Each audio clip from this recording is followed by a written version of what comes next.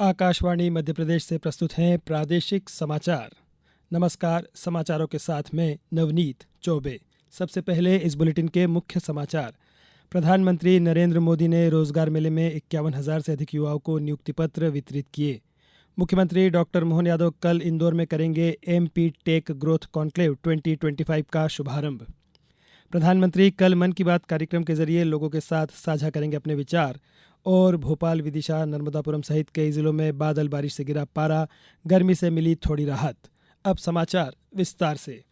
प्रधानमंत्री नरेंद्र मोदी ने कहा है कि जब युवा राष्ट्र निर्माण में भाग लेते हैं तो राष्ट्र तेजी से विकास करता है और विश्व में अपनी पहचान भी बनाता है।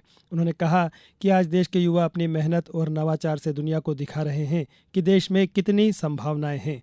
प्रधानमंत्री आज विभिन्न सरकारी विभागों में और संगठनों में नवनियुक्त 51,000 से अधिक युवाओं को रोजगार मेले में वीडियो कॉन्फ्रेंसिंग के जरिए नियुक्ति पत्र वितरित करने के बाद बोल रहे थे।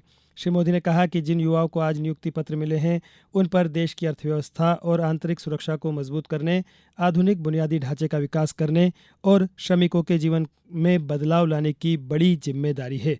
उन्होंने कहा कि वे अपने काम के प्रति जितने ईमानदार होंगे उतना ही यह विकसित भारत की यात्रा में सहायक होगा।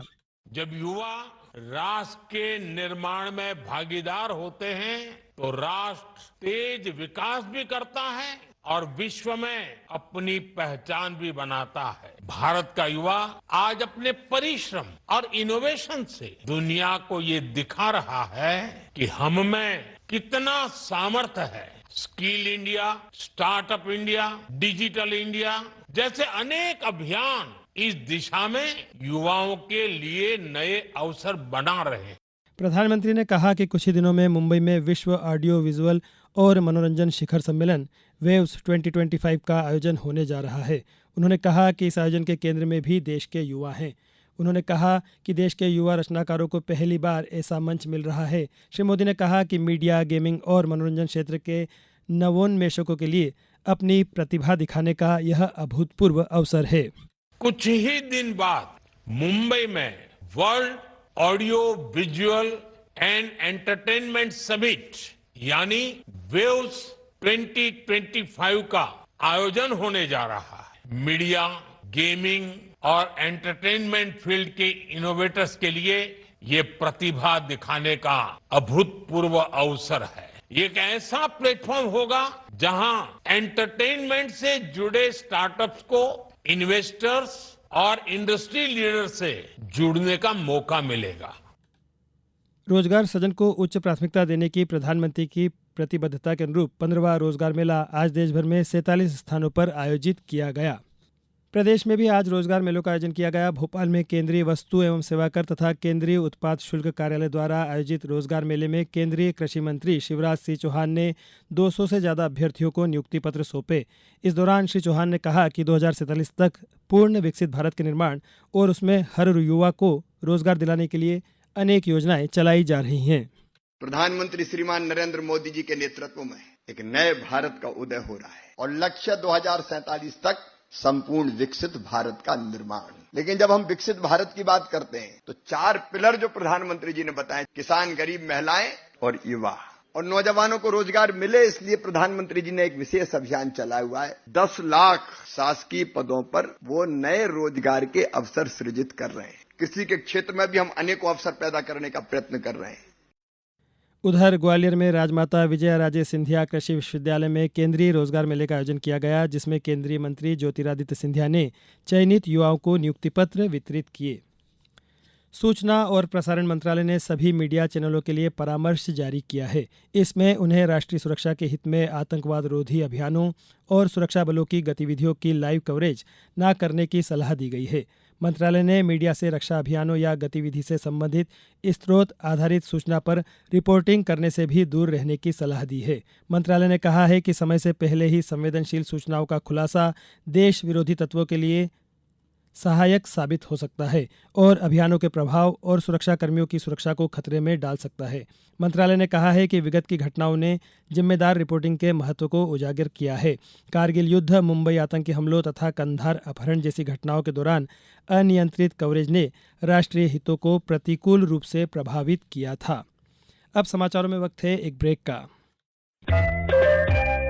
ये समाचार आप आकाशवाणी मध्य प्रदेश से सुन रहे हैं। ये समाचार बुलेटिन YouTube पर Madhya Pradesh news all India radio channel पर और Facebook साथ ही X प्लेटफॉर्म पर AIR न्यूज भोपाल पर सुने जा सकते हैं। इसके अलावा आप हमारी वेबसाइट news.air.gov.in पर अथवा न्यूज ऑन AIR ऐप पर भी समाचार सुन सकते हैं।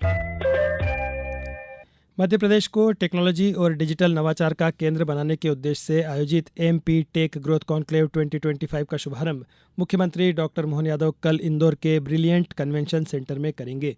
मुख्यमंत्री ने उम्मीद जताई है कि कॉन्क्लेव देश दुनिया के टेक दिग्गजों के लिए निवेश का स्वर्णिम अवसर सिद्ध होगा। हमने सबने मिलकर के IT के क्षेत्र में मध्य प्रदेश को बड़े राज्यों की तुलना में ले जाकर अच्छी स्थान पर खड़ा करने के लिए एक साथ बहुत सारे तरह से काम चालू किया है। 27 तारीख को IT सेक्टर की बड़ी इंडस्ट्री कॉन्क्लेव हम करने वाले हैं और IT कॉन्क्लेव के माध्यम से हम अपने सभी बच्चों को खास करके युवाओं को रोजगार की दिशा में बड़ा काम करेंगे पूरे वर्ष के। और ये खासकर ये मध्य प्रदेश ने उद्योग रोजगार वर्ष इसको घोषित किया, तो रोजगारों को सृजन करने के लिए ये सब बेसिक चीजें हैं, इन पे हम काम कर रहे हैं। MP टेक ग्रोथ कॉन्क्लेव प्रदेश का पहला पूर्णतः सेक्टर आधारित टेक कॉन्क्लेव होगा, जो हाल ही में आयोजित GIS भोपाल में आए निवेश प्रस्तावों को धरातल पर साकार करने का मंच बनेगा। कार्यक्रम में गूगल, माइक्रोसॉफ्ट, NVIDIA जैसी बिग टेक कंपनियों सहित 300 से अधिक तकनीकी विशेषज्ञ, उद्योगपति, नीति निर्माता और निवेशक शामिल होंगे। डॉक्टर यादव इस अवसर पर प्रदेश की 4 नई तकनीकी नीतियों GCC नीति, ड्रोन नीति, सेमीकंडक्टर नीति एवं AVGC-XR नीति की गाइडलाइंस जारी करेंगे। यह नीतियां नवाचार, अनुसंधान और निर्माण को प्रोत्साहित कर प्रदेश में क्षेत्रीय स्तर तक तकनीकी उद्यमिता और क्षमताओं को नई ऊंचाइयां देगी। कॉन्क्लेव के दौरान मुख्यमंत्री डॉक्टर यादव नए IT park, skill development centres और स्टार्टअप इनक्यूबरेटरों का भूमि पूजन करेंगे। प्रधानमंत्री नरेंद्र मोदी कल दिन के 11 बजे आकाशवाणी से मन की बात कार्यक्रम में अपने विचार साझा करेंगे। यह इस मासिक रेडियो कार्यक्रम की 121वीं कड़ी होगी।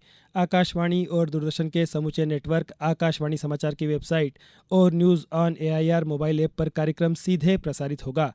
आकाशवाणी समाचार, दूरदर्शन समाचार, प्रधानमंत्री कार्यालय तथा सूचना और प्रसारण मंत्रालय के YouTube चैनलों पर भी इसका सीधा प्रसारण होगा। आकाशवाणी से हिंदी प्रसारण के तुरंत बाद मन की बात कार्यक्रम क्षेत्रीय भाषाओं में प्रसारित होगा। वैश्विक रोमन कैथोलिक चर्च के प्रमुख पोप फ्रांसिस का आज रोम के सांता मारिया मेगिगोर बेसिलिका में उन्हें दफना दिया गया। उनके अंतिम संस्कार में विश्व के नेताओं सहित 2.5 लाख से अधिक लोग शामिल हुए। अंतिम संस्कार लगभग 2 घंटे तक चला, जिसमें कई तरह के अनुष्ठान किए गए। पोप फ्रांसिस का सोमवार को 88 वर्ष की आयु में निधन हो गया था। जम्मू कश्मीर के पहलगाम में हुए आतंकी हमले का विरोध प्रदेश में जारी है। आज भोपाल और इंदौर में आधे दिन के लिए बाजार बंद रखे गए। रायसेन, रतलाम और छतरपुर में भी व्यापारियों ने बंद का समर्थन किया। बंद से आकस्मिक चिकित्सा सेवा को बाहर रखा गया। 3000 मेडिकल स्टोर्स और थोक दवा दुकानें खुली रही। मुरैना से हमारे संवाददाता ने बताया है कि पहलगाम की घटना को लेकर सकल समाज ने आज शहर के प्रमुख मार्गों पर रैली निकालकर आतंकवाद व पाकिस्तान का पुतला फूंका। नीमच में भी आतंकवाद के खिलाफ विरोध प्रदर्शन कर शहीदों को श्रद्धांजलि दी गई। अब खबर मौसम की। प्रदेश में तेज गर्मी के बीच कुछ जिलों में बारिश भी हुई है। कल दिन भर बादलों की लुका छिपी के बीच रात भोपाल, हरदा, देवास, सीहोर, रायसेन और नर्मदापुरम में हल्की बारिश हुई। आज सुबह खंडवा में भी बूंदाबांदी हुई। मौसम विभाग ने प्रदेश में गरज चमक और हल्की बारिश का अलर्ट जारी किया है। विभाग ने आज ग्वालियर, मुरैना, भिंड, दतिया, श्योपुर, अशोकनगर, विदिशा, सागर, नर्मदापुरम, बैतूल, नरसिंहपुर, छिंदवाड़ा, पाढुन्ना, जबलपुर, सिवनी, मंडला, बालाघाट, डिंडोरी और अनूपपुर में बारिश का अनुमान जताया है। बदले मौसम से प्रदेश में अगले 4 दिन तेज गर्मी से थोड़ी राहत मिलने के आसार हैं। अब कुछ समाचार संक्षेप में। सागर संभागायुक्त डॉक्टर वीरेंद्र सिंह रावत ने सागर जिले की मालथौन विकासखंड के विभिन्न उपार्जन केंद्रों सहित जल गंगा संवर्धन अभियान के अंतर्गत विभिन्न कार्यों का निरीक्षण किया एवं अधिकारियों को आवश्यक दिशा निर्देश दिए। गुना में कृषि विभाग के अमले ने बमोरी के विसोनिया, विलास बचावदा और चक परसी खेड़ा में कृषक चौपाल लगाकर किसानों को नरवाई न जलाने की समझाइश दी। बुरहानपुर जिले के ग्राम अडगांव में किसान चौपाल का आयोजन किया गया। कृषि विस्तार अधिकारी ने कृषकों को विभिन्न फसलों की जल मांग के बारे में बताया।